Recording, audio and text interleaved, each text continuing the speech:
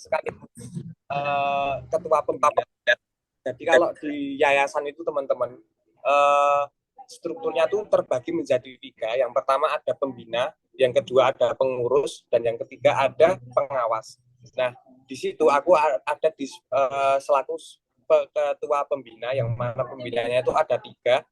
Itu juga ada Mbak Yasinta Sekarwangi, kalau teman-teman tahu, beliau sekarang berada di DPR, DPD, DPD ya, DPD, DPD. ya DPD. Saya bersama Mbak Yasinta, kalau Mbak Yasinta anggota saya gitu Bu, dari pembina Sadar Belajar.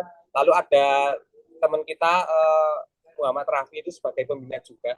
Jadi yang perlu dinotis di sini adalah kita semuanya under 30 tahun Bu, untuk di pengurus Sadar Belajar, termasuk Mbak Yasinta. Jadi kita memang diinisiasi, bahkan masih banyak yang belum lulus di tempat kami itu di Yayasan Sadar Belajar begitu. Nah, untuk selanjutnya ini ada pengurus-pengurus. Mungkin kalau teman-teman familiar tuh di situ ada ketua BEM kalian, ada Rajes. Itu juga pengurus Sadar Belajar gitu. Jadi karena kita sifatnya kolektif kolegial, kita mencoba untuk berkolaborasi dengan teman-teman muda. Kita sebisa mungkin pengurusnya itu anak-anak muda semua gitu.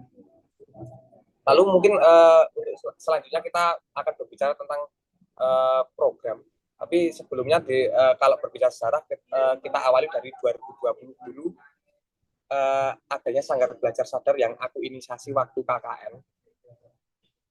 Lalu di sini lokasinya kalau teman-teman mau main, sebenarnya kalau mau main itu karena kita baru renovasi Bu, dan teman-teman yang lain. Jadi kita belum proper untuk menampung 100 sekian teman-teman gitu ya.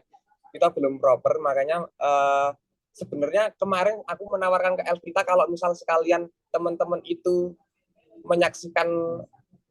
mendampingi teman-teman disabilitas yang kita bina, itu gimana, pengennya kayak gitu sekalian Bu, untuk menambah pengalaman teman-teman ya. Cuma karena keterbatasan waktu, nggak apa-apa deh, kita online aja, mungkin bisa di follow up setelahnya gitu ya. Lalu untuk kurikulum, kita punya sistem kurikulum sendiri yang kita namai sandbox learning. Itu pernah kita lombakan sandbox learning itu, dan alhamdulillah dapat juara. Yang ngadain lombanya FIP dulu tahun 2020. Sandbox learning itu secara garis besar adalah metode belajar yang mana kita mencoba untuk menciptakan suatu tempat ataupun suatu ruang belajar untuk anak-anak ataupun orang dewasa, yang mana kita menyediakan seluruh fasilitasnya dan tidak dibatasi untuk belajar apapun. Seperti konsep sandbox atau kotak pasir di dunia nyata ya. Kotak pasir itu kan di situ teman-teman pasti akan ada skopnya, akan ada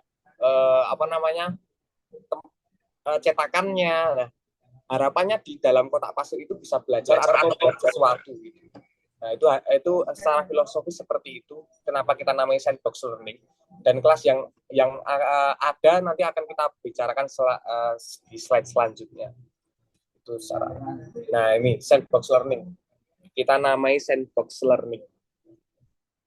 Lalu untuk kelas-kelasnya, kita ini beberapa contoh kelas yang sudah kita selenggarakan ya teman-teman. Jadi kita karena sifatnya adalah pendidikan non formal, yang mana anak-anak itu sudah mengenyam pendidikan formal di sekolah masing-masing, kita sifatnya adalah menunjang. Jadi kelas-kelas yang kita bikin itu secara tidak langsung mendukung belajar anak-anak di sekolah formal juga. Jadi ada beberapa misalnya kayak mewarnai atau bercocok tanam atau mengekspresikan kreativitas gitu-gitu. Jadi kelasnya yang untuk di Sanggar Belajar Sadar sendiri. Next, nah ini kita juga punya kayak semacam sanggar kesenian gitu di kantor. Jadi kita bikinkan, nah ini keplay nggak ya videonya ya di screen ya. Nah jadi keplay ya. Nah itu kita memberdayakan anak-anak di sekitar Sanggar Belajar itu, kita ajarin menari, kita ajarin membaca puisi seperti itu. Dan kita tampilkan dengan tagline namanya Sabda Karya atau Sanggar Belajar Sadar Tampil dan Berkarya. Itu event tahunan yang mana untuk tahun ini kita masih proses untuk menggodok acaranya mau gimana kan seperti itu. Lalu next akhirnya di tahun 2022 dari Sanggar Belajar Sadar tadi, Sanggar ya teman-teman perlu notice Sanggar karena sifatnya pendidikan non formal, akhirnya kok semakin lama tuh semakin antusiasnya tuh banyak dari teman-teman yang pengen berkolaborasi. Nah, akhirnya aku buat tuh jadi komunitas namanya Komunitas Sadar Belajar. Yang mana akhirnya mencoba untuk menjadi wadah yang lebih besar dan terstruktur untuk memperluas jangkauan dan dampak program-program kami seperti itu. Nah, untuk selanjutnya nah ini secara singkatnya saja. Lalu di tahun 2024 kemarin kita baru jadi yayasan ya teman-teman ya di bulan November tanggal 1.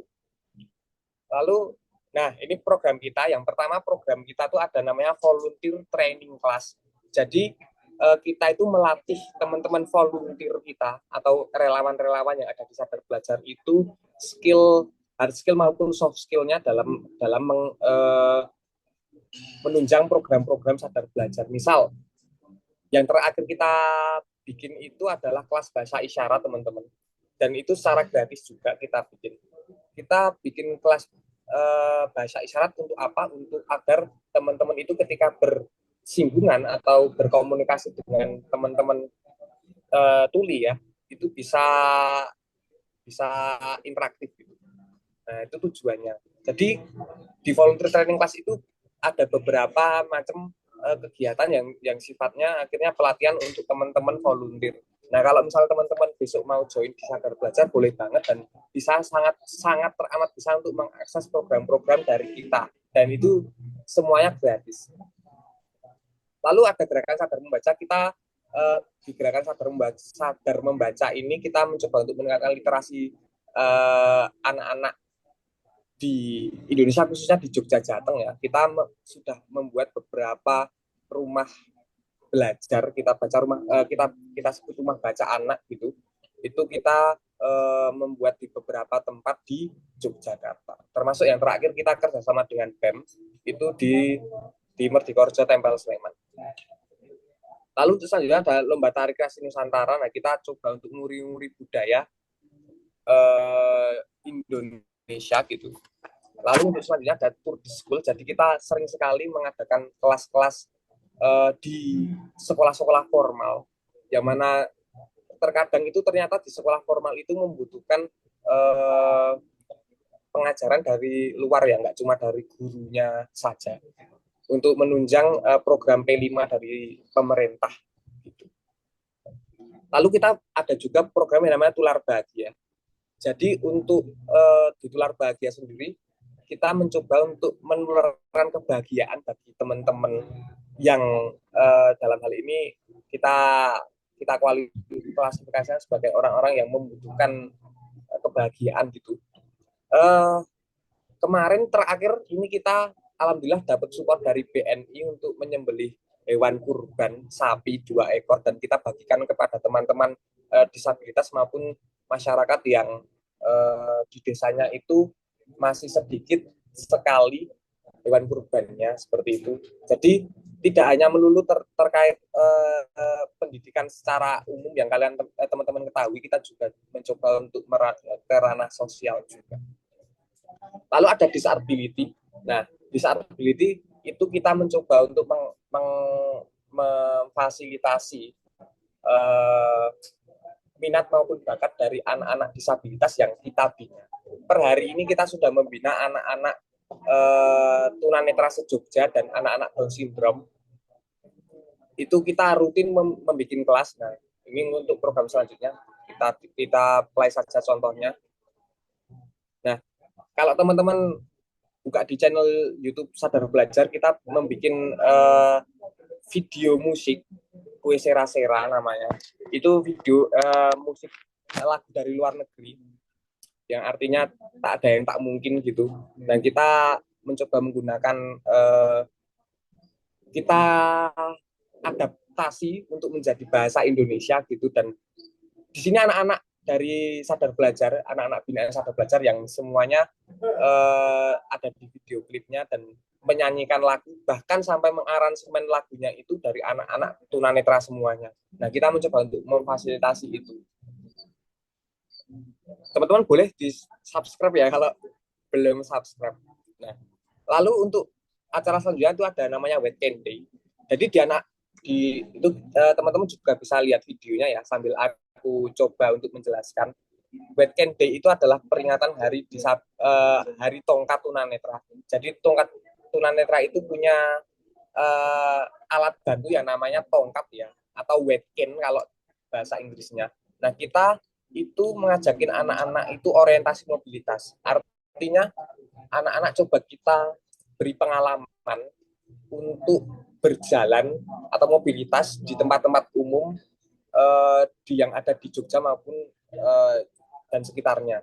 Nah, terakhir ini kalau di tahun 2023 itu kita ngadainnya di Malioboro. Jadi biar anak-anak itu ngerasain bagaimana pengalamannya jalan-jalan di tempat umum, khususnya di Malioboro yang pasti banyak sekali manusia yang ada di sana ya. Nah, karena kenapa? Karena teman-teman anak-anak tunanetra itu sangat minim terkait mobilitas. Dia nggak bisa berpindah tempat. Anak-anak ya ini aku bilang berpindah tempat ke suatu tempat atau pergi ke suatu tempat itu kayak teman-teman kayak kita teman-teman. Mereka nggak bisa melihat. Jadinya harus ada yang membantu. Oleh karenanya aku pengen banget kayak memberikan pengalaman atau experience buat mereka di tempat-tempat yang lain. Kayak misalnya di tahun 2024 kemarin, kita ngajakin anak-anak ke SCH, Sleman City Hall, untuk belanja. Mereka tuh nggak pernah ngerasain yang namanya belanja, teman-teman. Akhirnya kita coba untuk ngajakin mereka, teman-teman tunanetra itu untuk belanja. Kita berikan istilahnya saku untuk jajan gitu dan nanti didampingi oleh teman-teman volunteer Sadar Belajar. Ya mereka belanja, mereka memilih pengen belanja wortel mas, pengen belanja ini mas, apa namanya ikan gitu. Nah, jadi karena sensori mereka itu ada di tangan dan ada di penciuman dan pendengaran ya, ya mereka harus praktek secara langsung gitu. Itu yang coba kita upayakan dalam proses-proses pendidikan di Sadar Belajar, mengutamakan experience, pay experience. Nah, ini program yang akhirnya rutin kita laksanakan setiap hari Minggu di 2 minggu sekali. Nah, jadi namanya Jagat Jemari. Why? Mengapa namanya Jagat Jemari? Karena kita mencoba untuk mengajak anak-anak itu meraba dengan jari mereka dunia gitu. Itu secara filosofinya kenapa namanya Jagat Jemari. Nah, programnya seperti apa? Nah, kita membuat kelas rutin setiap hari Minggu, 2 minggu sekali.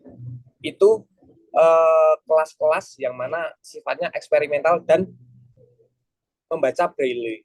Jadi terkadang aku dapat istilahnya sambatan atau curhatan dari orang-orang tua yang punya anak disabilitas khususnya netra tuh di SLB itu tidak sepenuhnya mengakomodir pembelajaran anak-anak. Jadi perlu sekali untuk pendidikan tambahan di luar sekolah formal atau SLB itu sendiri. Oleh karenanya aku dan teman-teman menginisiasi program ini. Nah, di Jagat Jemari sendiri juga itu juga selain membaca belajar braille, itu juga belajar hal lain kayak misal memasak. Kita juga pernah ngajakin anak-anak beteng bedebek. Mereka akhirnya pegang-pegang apa namanya yang ada koleksi yang ada di sana kayak menambah wawasan mereka tuh loh. Jadi kayak misal di Bedebug tuh ada meriam. Oh, meriam tuh bentuknya kayak gini ya. Mereka kan nggak pernah melihat secara visual. Oleh karenanya kita di Jagat Jemari itu konsepnya adalah setiap kelas yang kita bikin itu harus berpindah tempat. Artinya apa? Artinya tempatnya baru. Untuk apa? Untuk menambahkan pengalaman dari anak-anak tunanetra sendiri. Jadi sebisa mungkin tempatnya itu baru, fresh, dan anak-anak itu belum pernah ke sana. Biar ada pengalaman baru yang mereka dapat. Gitu. Next, untuk hasil belajarnya kita punya buku antologi karya yang bisa teman-teman akses kalau datang ke kantor. Lalu ada karya seni raba, jadi beberapa karya dari anak-anak disabilitas kita sudah kumpulkan. Ada musik video juga yang teman-teman bisa akses tadi di YouTube kita. Dan ada merchandise dan ada Sadar Belajar TV yang merangkum kegiatan Sadar Belajar. Walaupun mungkin memang belum proper dan belum secara simultan kita upload ya, kita belum secara konsisten. Mungkin harapannya di tahun ini kita bisa semakin produktif untuk membuat konten agar spirit-spirit dari Sadar Belajar itu bisa lebih meluas. Lalu untuk pendanaan itu di Sadar Belajar itu kita kumpulkan secara kolektif kolegial. Artinya apa? Artinya kita tidak berpangku pada satu sumber pendanaan dan mencoba untuk bekerjasama dengan siapapun, tidak menutup kemungkinan dari manapun. Artinya seperti itu secara kurang lebihnya. Lalu untuk seluruh program untuk anak-anak itu kita gratiskan, tidak ada yang berbayar sama sekali. Dan sumber dananya antara lain dari mana? Ya ada dari kerjasama, ada dari donasi, ada dari sponsorship, ada dari unit usaha, dan ada hadiah kejuaraan. Jadi kita sangat-sangat teramat aktif ikut kejuaraan teman-teman. Untuk apa? Untuk mendapatkan hadiahnya. Agar hadiahnya itu bisa kita pakai untuk melaksanakan program-program yang ada di Sadar Belajar seperti itu. Nah, kita sudah kerja sama-sama banyak sekali lembaga, itu teman-teman. Dan mungkin ini sedikit dokumentasi dari berbagai yang pemberitaan terkait Sadar Belajar. Mungkin nanti kita banyak diskusi saja ya teman-teman, karena aku mungkin kurang lengkap mungkin yang untuk apa yang aku share terkait pengelolaan dan lain-lain. Mungkin aku belum banyak bercerita di situ. Karena akhirnya nanti sifatnya diskusi saja, mungkin izin ya Bu, mungkin teman-teman nanti monggo kalau misal ada yang mau ditanyakan silahkan. Nah ini mimpi kita tuh pengen bikin sekolah yang inklusif dan berwawasan ke Indonesiaan. Seperti itu, mungkin terima kasih. Apabila ada kurang lebih mohon maaf. Assalamualaikum warahmatullahi wabarakatuh. Aku kembalikan ke Ibu maupun teman-teman, monggo. Terima kasih Mas Nofrizal atas penyampaian materinya tadi. Benar-benar keren banget untuk memasuki acara selanjutnya adalah sesi tanya jawab dan diskusi. Mungkin sesuai instruksi Bu Wulan tadi, teman-teman yang ingin berdiskusi atau ingin menyampaikan pertanyaannya bisa langsung ke eh, kolom komentar aja, nanti langsung dikirim aja sesi pertanyaannya gitu. Yang ingin langsung bertanya juga boleh, Mas Ferdi. Oh, oke, Kalau boleh. banyak, kalau yang mau langsung resen juga boleh. Oke, baik. Oke, mungkin Mas Nofrizal, aku boleh mengawali eh Boleh, izin monggo bertanya. monggo Itu tadi Mas Ferdi. kebetulan ada Mas Najis juga sebagai anggota ketua bidang pengembangan yayasan ya kalau nggak salah. Ya. Itu kebetulan saya join di BMKM juga, terus di Departemen Pengembangan Desa Mitra. Nah, Oh kita lah kemarin yo. Oh ya ya, iya oke boleh betul. deh. Nah, Ya. di situ kami kebetulan dapat rekomendasi dari Mas Raja sendiri di Merdikorjo untuk desanya gitu.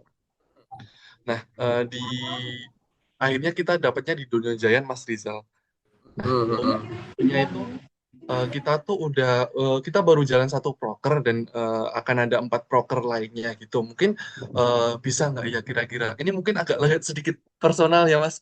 Mungkin Apa enggak? kalau misal Mong, BEM-nya sendiri dari pengembangan desa mitra itu bisa jalin kerjasama gitu enggak ya sama Sadar Belajar gitu. Mungkin dari segi apa ya? Studi banding dari BEM-nya sendiri atau mungkin nanti kita diajari mungkin cara membina desanya sendiri gitu-gitu atau mungkin nanti partisipasi dari Sadar Belajar sendiri itu buat eh, membantu jalannya program kerjanya itu tuh kira-kira bisa nggak ya Mas Tov? oh, Bisa. izin menjawab ya Bu, atau mau ditambahkan dulu mungkin, atau langsung saja Bu? Silahkan, ya silahkan Mas. Oh ya, sangat-sangat teramat Boleh, Mas Ferdi. Jadi kita karena tadi sifatnya kolektif kolegial dan mencoba untuk berkolaborasi dengan sebanyak mungkin elemen-elemen masyarakat, termasuk teman-teman BEM ya, itu oke banget. Karena apa? Khususnya di Dono Jayan ya sebenarnya kan memang Rajes kemarin tanya ke aku kan, Mas ini di mana ya Mas, enak ya di Dono Jayan aja. Kenapa? Ya mungkin sedikit kita geser sebentar ya. Jadi kan aku punya kelompok tani yang aku bina. Basically sebenarnya aku entrepreneur teman-teman. Aku jualan tanaman hias sama bikin taman. Jadi kalau di Sadar Belajar itu bukan pekerjaan ya teman-teman, itu sosial aja, kegiatan sosial. Nah jadi di Indonesia itu aku punya kelompok tani yang aku bina. Jadi memang di sana secara ekonomi kurang dan lain-lain, aku coba untuk mencoba untuk bermanfaat sedikit lah untuk masyarakat. Nah, boleh banget. Memang kita sempat ngobrol, mungkin Ferdi nggak join ya pas kita ketemu ya. Nah, aku juga lupa follow up terkait itu apa namanya perpustakaan ya, kemarin ya bikin perpustakaan ya. Itu aku lupa follow up. Nah, besok untuk next program mungkin kita lebih intens untuk komunikasi aja ya, Fer ya. Gitu. Jadi sifatnya kita kolektif sama Hima AP pun kita siap kok. Kita siap. Gitu. Kalau teman-teman ada pengurus Hima ya. Gitu. Jadi monggo, kita sangat-sangat teramat terbuka. Oke, baik Mas. Oh iya, aku juga baru ngeh juga Mas Nofrizal kayak nggak kenal teman-teman PDM tuh kayak aku pernah mention Mas Nofrizal gitu. Oh, kayaknya Mas Nofrizal yang ini gitu. Iya. Mungkin izin bertanya lagi sambil nunggu teman-teman yang lainnya nanti bisa langsung raise hand aja ya teman-teman. Ini mungkin pertanyaan yang lebih ke arah ke sadar belajarnya sendiri sih Mas. Tadi kan dijelasin kalau misal kurikulum yang digunain itu tuh sandbox learning ya. Yes. Nah, itu mungkin bisa dijelasin lebih detail Mas karena kita juga kebetulan ngurusin kurikulum juga nih gitu. Terus Oke. terus ini adakah dari kurikulum yang dipakai itu problemnya gitu. Terus mungkin kalau semisal ada problem solvingnya dari sadar belajarnya sendiri itu bagaimana, terus nanti evaluasi dari kurikulumnya itu tuh gimana prosesnya gitu, mungkin bisa dibantu. Oke. Aku coba cek di iPadku ada nggak yo filenya yo. Kalau ada tak bukain sekalian. Nah. Aku masih berbagi ini yo ternyata yo. Maaf, maaf, maaf. Oh, ya Allah. Bentar.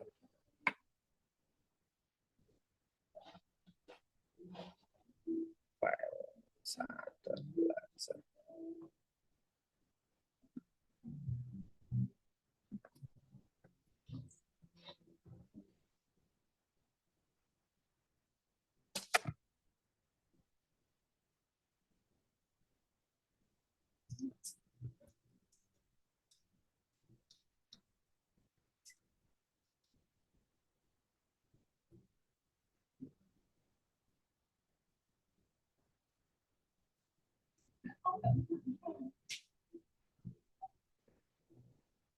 Uh, uh, uh.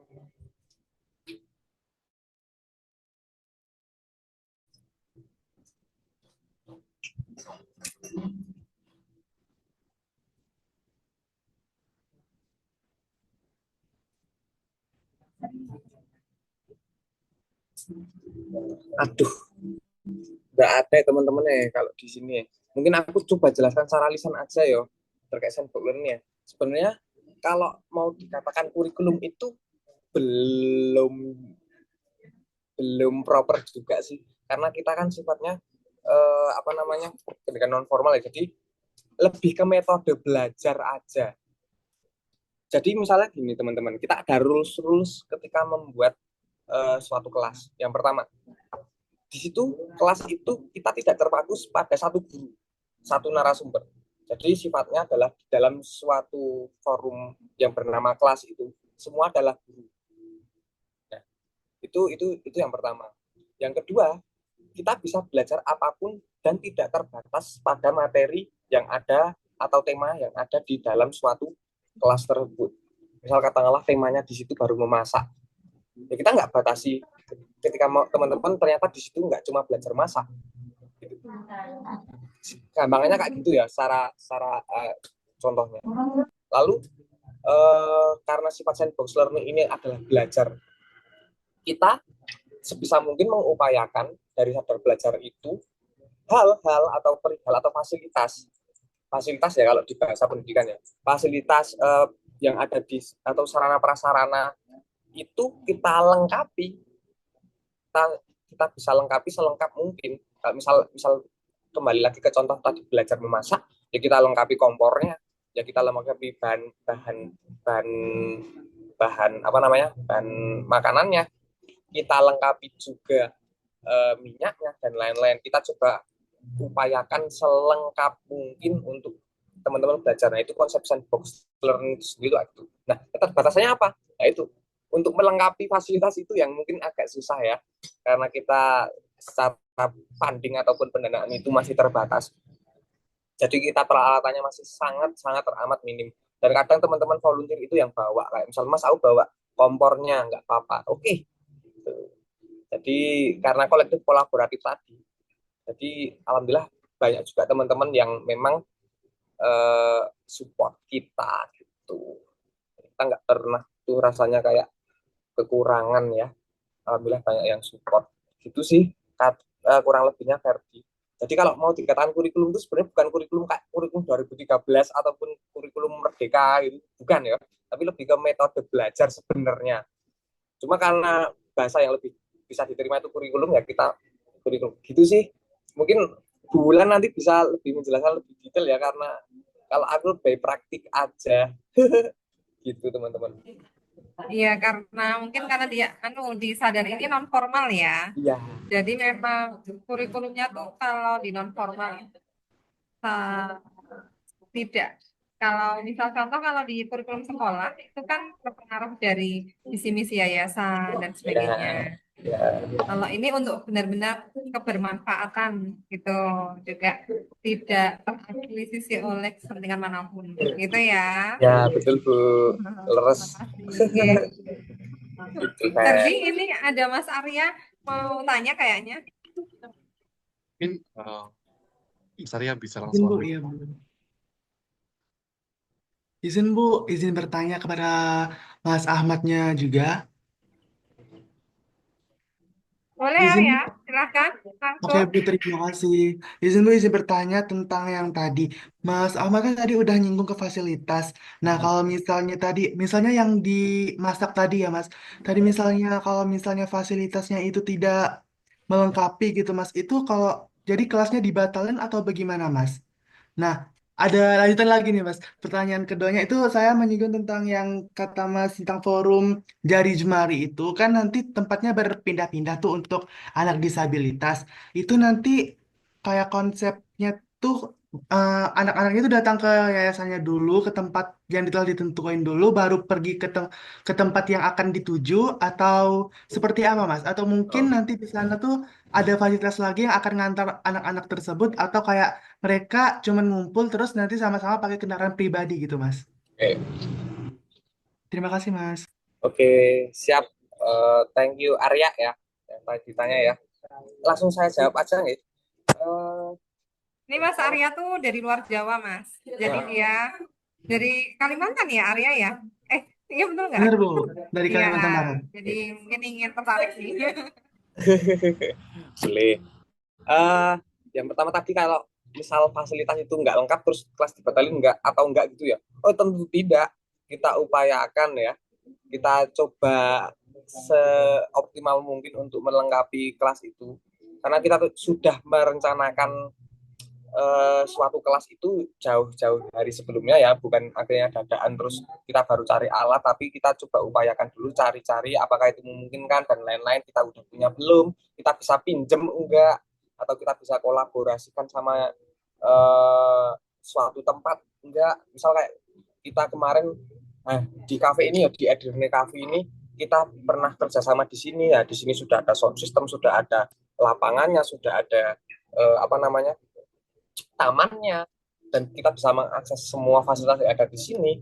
Dan akhirnya ya udah, kita kita sebisa mungkin mengupayakan gitu area, jadi nggak terus akhirnya di cancel ataupun dibatalkan, enggak gitu.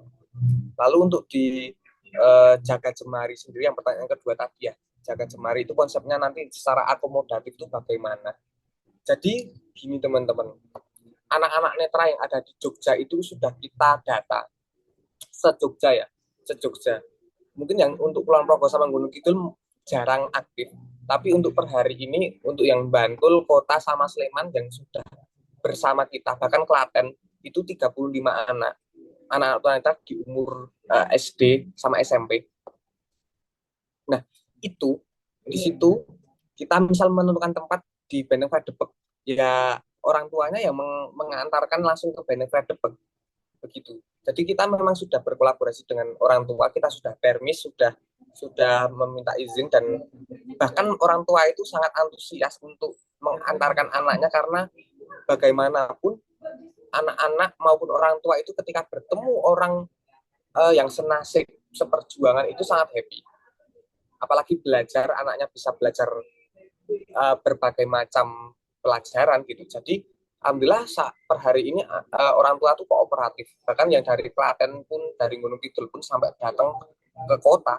Jadi sebisa mungkin sebenarnya kita tuh ngadain tempat itu di tengah-tengah ya teman-teman. Cuma kan akhirnya nggak di tengah-tengah itu nggak semua fasilitas bisa kita akses ya. Kayak misal kita baru cari suasana pedesaan kan di kota nggak ada ya. Nah, makanya agak ke utara atau agak ke selatan gitu.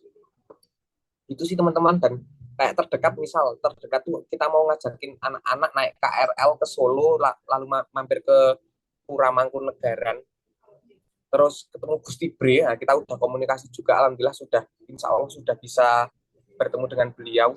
Jadi ya gitu teman-teman, kita ajakin anak-anak naik KRL, ya pembelajarannya eksperimental gitu. Jadi sifatnya secara akomodatif diantar sama orang tuanya karena mereka masih punya orang tua ya. Kalau yang agak gede, misal kemarin ada anak SMA yang ikut, anak SMA tunanetra ya, yang sudah tinggal di asrama gitu. Mereka pesen Grab sendiri. Mereka sudah bisa. Tapi kalau misal yang ikut banyak, kita mengupayakan untuk menjemput mereka. Jadi ya nanti kita bawain mobil untuk jemput. Kalau yang ikut banyak ya misal 5 anak, ya kita bawain mobil untuk jemput mereka. Gitu. Jadi sifatnya ya seperti itulah kurang lebihnya. Itu sih Arya. Mungkin Oke Mas, terima kasih. Oke, izin lanjut ke pertanyaan selanjutnya. Mungkin Mbak Syifa, Mas Azhar dulu ya, karena tadi sudah send di komen. Mungkin aku izin bacain aja ya Mas Rizal.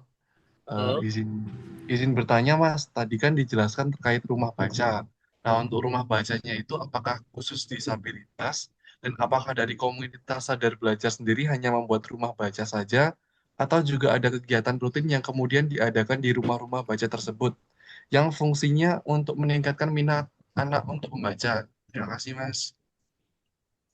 ini menarik sekali ini terkait rumah baca dan follow up-nya bagaimana ya. Nah, kalau rumah baca yang per hari ini sudah coba kita akomodir ataupun kita inisiasi, itu kebanyakan itu memang akhirnya eh, sifatnya adalah pembuatan fasilitas saja, belum ada follow up yang panjang. Cuman kita upayakan itu selain akhirnya kita ada acara atau ada follow up-nya lebih panjang, ada sustainability di dalam proses belajarnya di situ ya. Itu kita mengupayakannya itu adalah berkolaborasi dengan lokal championnya. Lokal champion yang kumaksud itu adalah kayak tokoh masyarakatnya ataupun pemudanya yang ada di situ. Nah, misal nih, kita ada rumah baca itu di dekat Sadar Belajar ya, di Pelosok Kuning. Nah, itu akhirnya pengelolanya sekarang Karang Tarunanya. Jadi kalau misal ada apapun, misal ada penambahan buku atau ada yang mau sewa atau ada yang ada aktivasi kegiatan di situ ya Karang Tarunanya yang menginisiasi. Jadi kita mengupayakan berkolaborasi dengan lokal champion yang ada di wilayah tersebut yang kita sasar, tidak hanya akhirnya terputus terkait fasilitasi saja ya, ataupun penyediaan sarana prasarana doang gitu. Cuman memang belum maksimal, aku akui itu. Jadi sebatas pendirian saja, belum ada follow up yang begitu panjang atau belum sustain 100% gitu. Cuma upayanya bagaimana, itu yang salah satu contohnya adalah berkolaborasi dengan lokal champion yang ada di sekitar. Itu upayanya seperti itu. Oke, baik Mas. Terima kasih. Mungkin Bu Wulan mau nambahin? Civa, mau tanya? Gak apa-apa, Mas.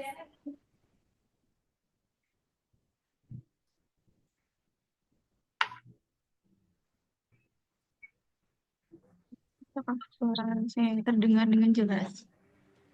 Jelas. Ya, jelas Mbak. Sebelumnya perkenalkan, nama saya Syifa, Mas. Saya dari MPA Angkatan 24 juga. Izin bertanya, tadi kan di PPT itu ada penjelasan bahwa pendanaan itu masih terbatas ya, Mas. Nah, Ya.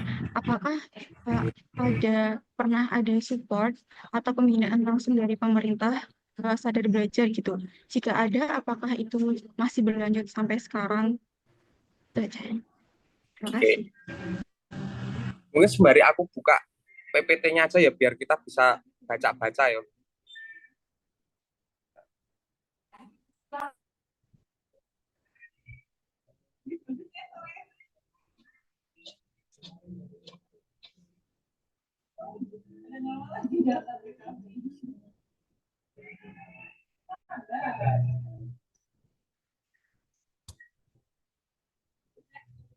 Kita share screen.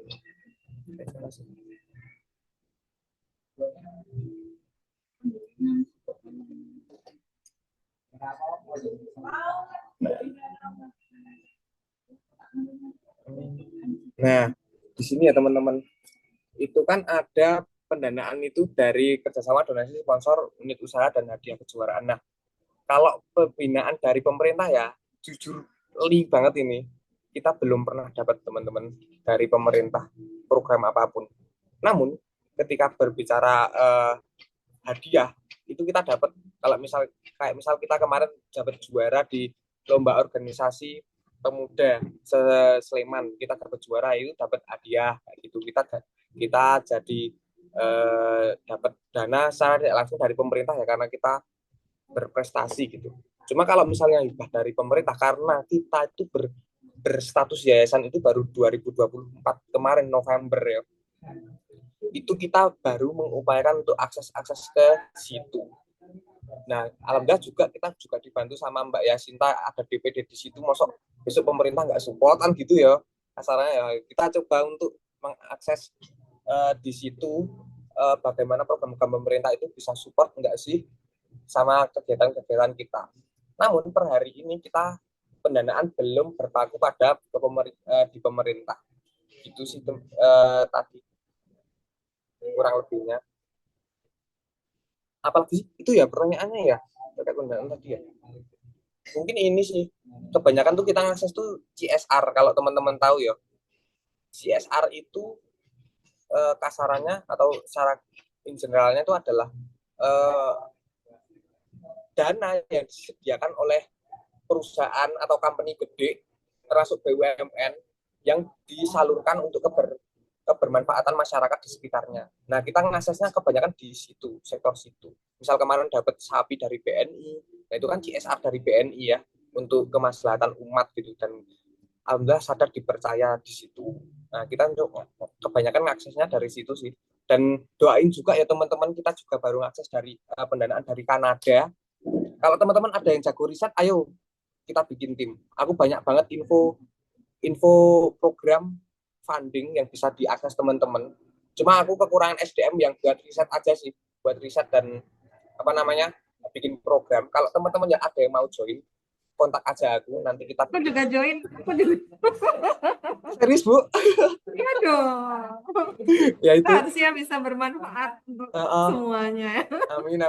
Ibu kalau boleh mau join Bu, perlu akademis ini Bu, ya. soalnya iya bisa untuk soalnya. riset kita juga gitu loh. Ha-ha. Untuk kalau dosen bisa untuk penelitian. Nah, sama juga aku kemarin tuh di info Bu dari Kemen Ristek ya. Itu ada program, cuma kan kita belum menggandeng dosen ya. Kemarin kita deket itu sama dosen PLB, Bu Gena kan kemarin kan mahasiswa PLB itu pada PKL-nya di Sadar Belajar Bu. Jadi mereka apa sih PKL ya namanya ya sekarang ya atau praktek PK ya PK lupa PK itu di Sadar Belajar Bu untuk teman-teman PLB ya. Itu kita baru mencoba untuk bikin program untuk ngakses pendanaan dari luar sih sama, tapi belum belum ngobrol jauh ya, cuma baru say hi doang, belum sampai ke gimana gimananya. Kalau misal sama Ibu bisa ayo. Malah saya baru pertama kali join tentang ini sih ya. Mas malah lebih ahli di bidang CSR juga loh malah. Saya malah belajar dari Mas Nofrizal. Karena kan backingannya juga Mbak Yasinta Enggak Bu, aku mah dari ini ya DPD. iya Bu, ya itu ya kita istilahnya berkolaborasi sama tokoh gede itu harapannya Ya, biar bisa gini. kalau saya lebih tertarik ke riset sebenarnya kan. Karena kan itu untuk Tridharma juga. Wah, Boleh keren Bu. sekali. Ya, terima kasih ya Mas atas sharingnya. Uh, Parisa, mau tanya? Masih tanya? Iya Bu, mau tanya. Oke. Terakhir ya, biar Mas Rizal, kita tidak terlalu merepotkan Mas Rizal. Enggak apa-apa Bu, santai saja. Kalau sama Iya. teman-teman UNY mah gas. Ya, insya Allah ya. Oke, sebelumnya perkenalkan, saya Farisa dari MPA. Itu aku mau tanya tadi kan di Sadar Belajar itu nggak cuman apa siswanya itu nggak cuman apa ya istilahnya nggak cuman dari orang-orang yang kayak kita nih, tapi ada yang kayak tunanetra. Nah, ada nggak sih cara-cara khusus di Sadar Belajar itu biar mereka itu nggak cuman belajar aja, tapi mereka juga aktif dan merasa percaya diri karena kan mereka itu istilahnya beda dalam tanda kutip ya beda lah sama kita seperti itu. Itu ada nggak sih kayak cara-cara dari Sadar Belajar biar bisa menumbuhkan kepercayaan diri dari mereka gitu karena takutnya nanti ada yang insecure dengan keadaan mereka atau gimana. Seperti itu. Terima kasih. Untuk meningkatkan kepercayaan diri ya berarti ya untuk anak-anak Ya, disabilitas khususnya itu akhirnya teman-teman anak-anak itu banyak dikasih kesempatan atau panggung untuk mereka berekspresi. Jadi contohnya gini, kenapa akhirnya di sandbox konsepnya sandbox learning tadi ya kita terapkan di Jagat Jemari. Jadi di ending kegiatan anak-anak itu aku minta untuk menampilkan apapun itu. Misal ada yang bercerita dari tadi pagi ngapain, terus ada yang tiba-tiba nyanyi, terus ada yang tiba-tiba kayak curhat, mas aku tuh gini kemarin, tapi di depan umum, di depan teman-temannya yang lain tunanetra sama teman-teman volunteer, bahkan ada orang tuanya di situ, ada yang tiba-tiba tilawatil Quran. Jadi kita mencoba untuk memberikan suatu ruang yang nyaman dan aman untuk teman-teman anak-anak itu berekspresi. Kita coba itu terus menerus biar anak-anak itu nggak takut dan jadi pede gitu. Jadi anak-anak ya akhirnya di situ bisa diapresiasi loh, kayak mereka nyanyi, mereka bercerita, storytelling gitu-gitu. Itu sih yang coba kita upayakan ya. Tuh.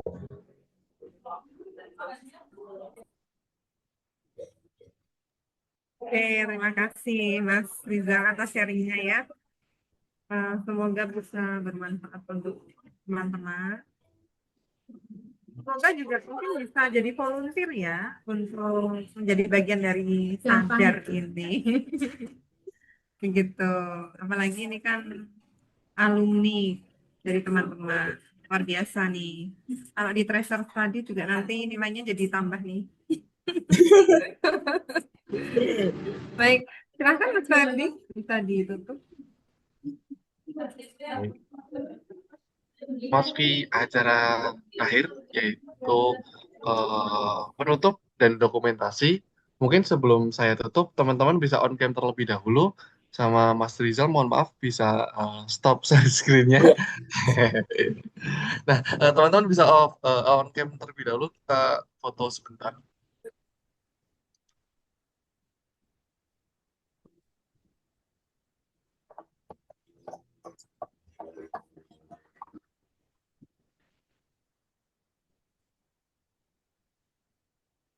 Nanti walaupun hitungannya udah ketiga, teman-teman tetap ini ya, tetap pose ya, karena ada 5 slide dan nggak tahu teman-teman ada di slide yang berapa.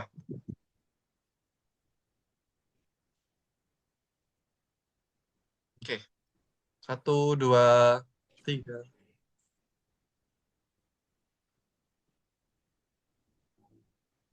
Oke, sebentar. 1, 2, 3.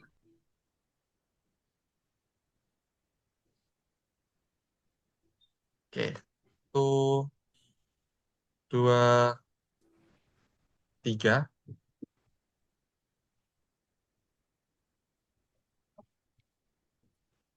Oke, 1, 2, 3. Terakhir, 1, 2, 3.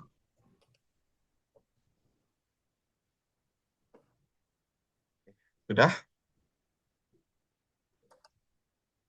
Sebelum saya tutup, saya sendiri selaku pembawa acara, mohon maaf atas perbuatan atau perkataan yang kurang berkenan di hati teman-teman, atau Bu Wulan atau Mas Rizal sendiri. Akhir kata, wassalamualaikum warahmatullahi wabarakatuh. Waalaikumsalam. Terima kasih ya teman-teman. Mohon maaf ya Kak, Bu, Nggak teman-teman. apa-apa. Aku salah Nggak apa-apa. bicara. Nggak apa-apa. Oh ya, untuk kelasnya Mas Ferdi masih di tempat ya. Untuk kelas yang lain boleh keluar. Kelasnya Mbak L, kelasnya L sudah dapat kelasnya belum ya? Atau kelas MPA dan MPB masih di tempat ya? Mbak, saya lupa. L kita, Gimana, Bu? L Ya, kita Bu, gimana, Bu? bulan udah ngasih kelasnya belum ya? Belum juga ya? Belum, Bu. Belum. Ah, Tadi baru yang yang resume itu. yang KP yang bisa keluar ya, yang dari kebijakan bisa leave dulu karena sudah saya infokan. Terima kasih teman-teman. Eh, Puasnya, puasnya nggak usah sulit-sulit ya. Kan nilainya nanti jadi semua. Paling jelek amin ya. Tapi harus monitoringnya juga bagus loh ya. Awas loh ya. Enggak, bukan.